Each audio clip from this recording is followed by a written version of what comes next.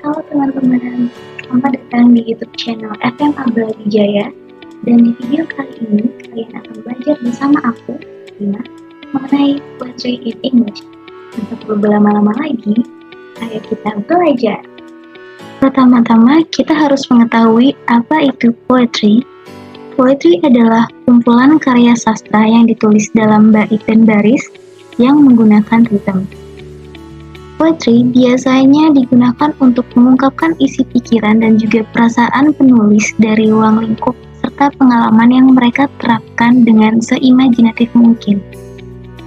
Poetry sendiri umumnya memiliki dua kegunaan, yaitu mengungkapkan isi pikiran atau express thoughts dan mengungkapkan perasaan atau express feelings.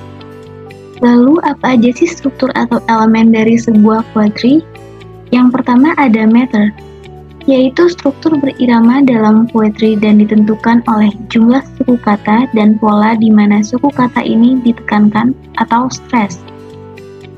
Yang kedua ada rhyme, yang dibuat ketika satu atau lebih suku kata terakhir dalam kata-kata yang terpisah cocok. Yang ketiga ada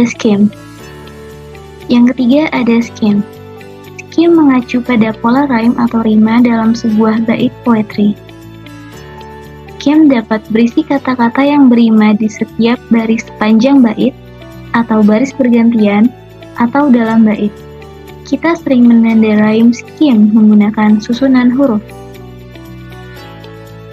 Lalu yang keempat, verse, adalah cara untuk menggambarkan hubungan antara rhyme dan meter dalam sebuah poetry.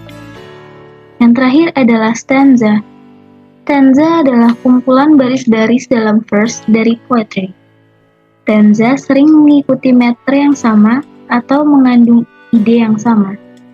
Stanza dipisahkan dari stanza lain dalam poetry melalui penggunaan jeda atau baris kosong.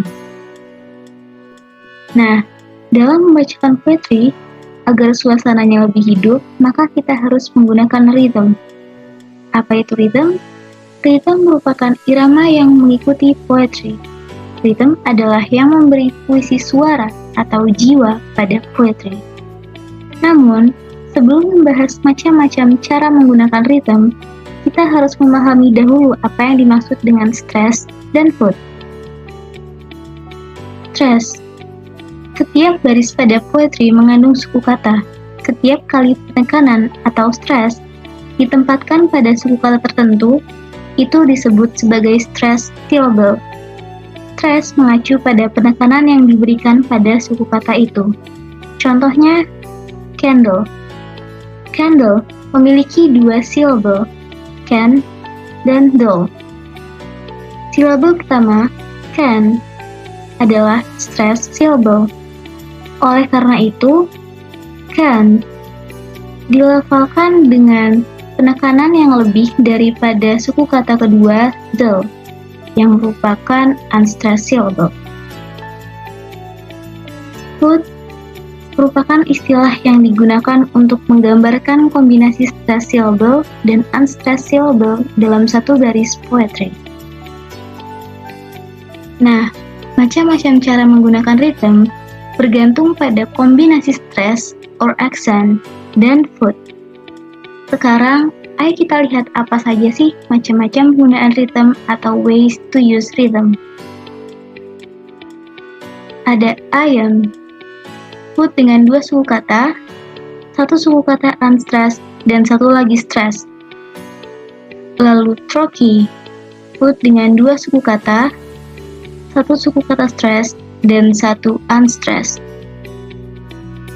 Yang ketiga, ada spondy, foot dengan dua suku kata, yang keduanya merupakan suku kata stressed. Lalu ada anapes, Food dengan 3 suku kata, 2 stressed dan 1 unstressed. Yang terakhir, tactile. Food dengan 3 suku kata, 1 stressed dan 2 unstressed. Sebelum melanjutkan ke materi berikutnya, ayo kita pahami mengenai macam-macam meter. Istilah meter mengacu pada jumlah foot yang berada di baris sebuah poetry. Bisa saja ada beberapa jumlah foot dalam satu baris poetry. Monometer, sebuah baris dengan 1 foot. Diameter, sebuah baris dengan 2 feet. Trimeter, sebuah baris dengan 3 feet. Tetrameter, sebuah baris dengan 4 feet. Pentameter, sebuah baris dengan 5 feet. Hexameter, sebuah baris dengan 6 feet. Heptameter, sebuah baris dengan 7 feet. Dan octameter, sebuah baris dengan 8 feet. Ada beberapa cara untuk menulis poetry dan ada beberapa form berbeda yang dapat digunakan. Ada kalanya bentuk poetry dapat ditentukan oleh meter, tetapi ada kalanya juga ditentukan oleh konten poetry itu sendiri. Berikut adalah tipe-tipe dari poetry. Yang pertama ada stanza, yaitu sekelompok baris dalam poetry yang mirip dengan paragraf. Kemudian, quatrain, sebuah stanza dengan 4 baris. Couplet, sebuah stanza dengan 2 baris. Ballad, yaitu poetry yang menceritakan kisah yang mirip dengan cerita rakyat. Elegy, merupakan poetry yang sedih dan emosional, penulisannya sering tentang kematian.